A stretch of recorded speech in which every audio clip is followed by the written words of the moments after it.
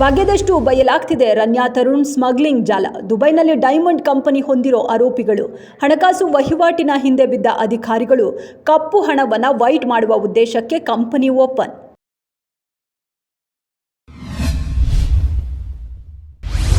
ಪುನೀತ್ ಸಮಾಧಿಗೆ ಕುಟುಂಬಸ್ಥರಿಂದ ಪೂಜೆ ಸಲ್ಲಿಕೆ. ಅಪ್ಪು ಸ್ಮಾರಕಕ್ಕೆ ಅಶ್ವಿನಿ ಪುನೀತ್ರಿಂದ ಪೂಜೆ. ಪುನೀತ್ ಮಕ್ಕಳು ಪೂಜೆಯಲ್ಲಿ ಭಾಗಿ. ಸಮಾಧಿ ದರ್ಶನ ಪಡೆದ ಕುಟುಂಬ.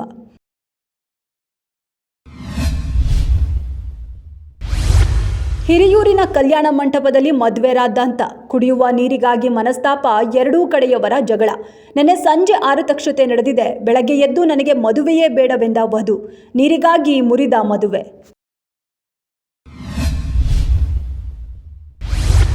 ರಾಜ್ಯ ಯುವ ಕಾಂಗ್ರೆಸ್ ನೂತನ ಅಧ್ಯಕ್ಷರಾಗಿ ಎಚ್.ಎಸ್. ಮಂಜುನಾಥ್ ಗೌಡ ಅವರು ಅಧಿಕಾರಕ್ಕೆ. ಅತ್ಯಂತ ಹೆಚ್ಚು ಮತಗಳನ್ನು ಗಳಿಸಿದ್ದ ಎಚ್.ಎಸ್. ಮಂಜುನಾಥ್ ಅಧ್ಯಕ್ಷರನ್ನಾಗಿ ಅಧಿಕೃತ ಘೋಷಣೆ. ಇಂಡಿಯನ್ ಯೂತ್ ಕಾಂಗ್ರೆಸ್ ಅಧ್ಯಕ್ಷ ಭಾನುಚಿಬ್ ಪ್ರಕಟಣೆ.